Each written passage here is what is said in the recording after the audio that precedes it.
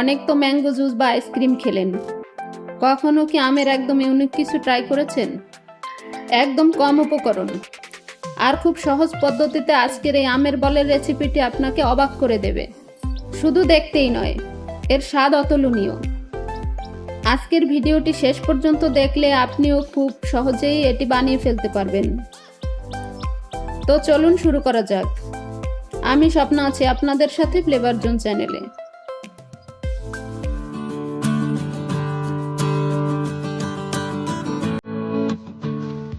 আজকে আমের বলের জন্য আমি 4টি আম নিয়েছি।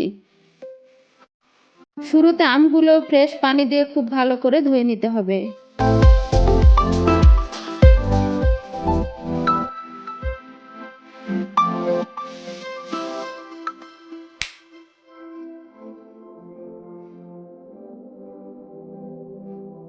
এরপরে আমগুলো ছোট ছোট টুকরো করে কেটে নিচ্ছি।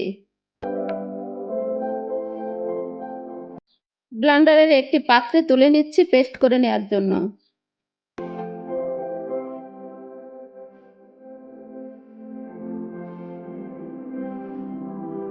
খুব মিহি করে আমগুলো পেস্ট করে নিয়েছি। এবারে ব্যাটার তৈরি করে নেব। শুরুতে একটি পাত্র নিয়ে নিচ্ছি। দিয়ে দিচ্ছি 2 কাপ চালের গুঁড়া। এর সাথে দিয়ে দিচ্ছি হাফ কাপ আটা। এখানে আপনারা আটা বা ময়দা যে কোনো কিছু ইউজ করতে পারেন। আটা দিলে আমের বলগুলো খুব সফট হয়। এবারে অ্যাড করে দিচ্ছি একটি নারকেল। নারকেল আমি আগে থেকেই কুড়িয়ে রেডি করে রেখেছিলাম। দিয়ে দিচ্ছি সামান্য লবণ মিষ্টিটাকে অ্যাডজাস্ট করার জন্য। এবারে দিয়ে দিচ্ছি 1 কাপ চিনি। সব উপকরণগুলো হাত দিয়ে খুব ভালো করে মেখে নিতে হবে।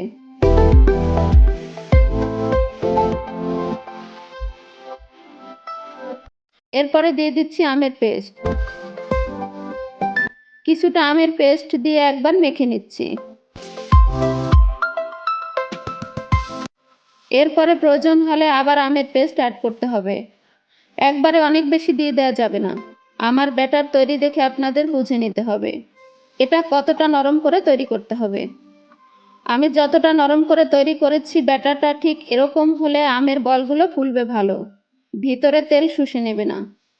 ব্যাটার তৈরির পরে হাতে সময় থাকলে 20 মিনিট রেস্টে রেখে দেবেন।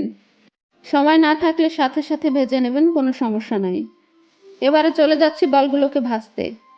একটি কড়াই বসিয়ে গরম করে দিয়ে দিচ্ছি 1/2 লিটার তেল। আমি একটু বেশি করে তেল দিয়েছি কারণ অনেকগুলো বল একসাথে ভাজবো বলে। আপনারা চাইলে অল্প তেল দিয়ে অল্প অল্প করে ভেজে নিতে পারেন। তেল গরম হয়ে গেছে। এবারে হাত দিয়ে এভাবে একে একে বলগুলো তেলের ভিতরে সাজিয়ে দিচ্ছি।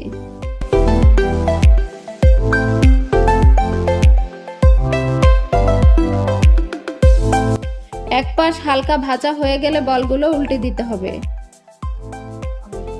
এভাবে উল্টে পাল্টে একটু সময় নিয়ে আমের বলগুলো ভেজে নিতে হবে। আমের বলগুলো ভাজার সময় সুন্দর একটা ঘ্রাণ বের হয়, এতেই মনটা ভরে যায়। আমার আজকের আমের বলের রেসিপিটি আপনাদের ভালো লাগলে ভিডিওটিতে লাইক দিয়ে আমাদের ফ্লেভার জোন চ্যানেলটি সাবস্ক্রাইব করে দেবেন। আজকের রেসিপিটি কেমন হলো কমেন্ট বক্সে জানাতে ভুলবেন না। দেখা হবে পরবর্তীতে এরকম আরও কোনো ইউনিক রেসিপি নিয়ে। সে পর্যন্ত সবাই ভালো থাকবেন, সুস্থ থাকবেন, এই শুভকামনায় বিদায় নিচ্ছি। আল্লাহ হাফেজ।